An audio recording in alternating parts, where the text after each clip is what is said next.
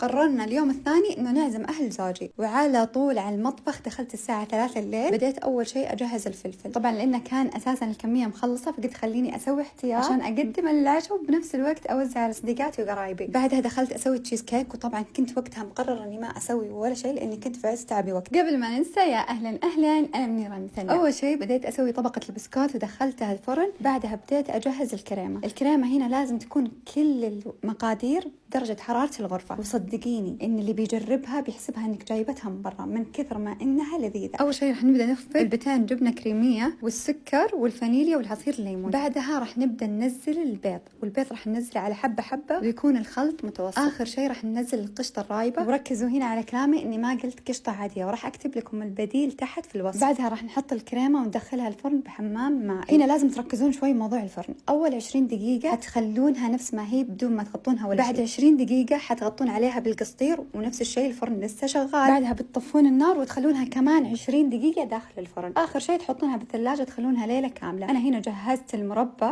تبع التوت وبكتب لكم طريقته تحت بالوصف. وبدأت بعدها أجهز أطقم الضيافة وأعرف وش اللي راح أجيبه بكرة وإيش اللي ما راح أجيبه وإيش راح أحط بالصحون. حاولت إني أجهز كل شيء من الليل عشان اليوم الثاني ما أنتظر. صراحة مو دايم عزايمي تكون كذا، لكن كل مرة وكل فترة وفترة أشهي إني أسوي عزيمة كذا مرتبة وحلوة ورايقة، ولا بالعادة أنبسط بالعزايم اللي تجيك كذا بدون أي تخطيط وبدون أي موعد، تكون جمعة عفوية بسيطة تدخل القلب. اليوم الثاني على طول دخلت أرتب الصالة. أول شيء رحت أسويه اشتريت سجاد. صراحة السجاد هذا اللي كان ناقصني في الصالة، ناقصني شيء فيه ألوان مرة يجنن ويدخل القلب. بعدها بديت أجيب إكسسوارات للصالة. طبعا كل الإكسسوارات أنتم عارفينها من وين. هذا الوضع لما يكون معك أخت جنبك، لأنه ما أمداني أجيب ولا شيء حرفيا. بعدها دخلت على طول أشوف التشيز كيك. شوفوا كيف ما شاء الله تبارك الله مرة ضابط. أتوقع إن الكل راح يضبطه من أول مرة. حطيت عليه الفواكه وزينته، طلعت على صينية التقديم، بس وقتها ترى دخلت الثلاجة حسيت إنه باقي لسه وقت. بس شوفوا كيف صار يفتح النفس. وصلت وقتها أشياء الضيافة تبع الشاي وبديت أرتبها بالصحون. هالمرة اعتمدت الضيافة كلها من محل واحد، جبت منهم ورق العنب والملفوف، جبت الفطاير وسمبوسة البوف. صراحة غالبا معتمدة منهم سمبوسة البوف وورق العنب والملفوف، دائما إذا بطلع عند أحد أشيله معي، مرة لذيذ. بعدها بديت أجهز القهوة والشاي ودخلت أتجهز وبديت أرتب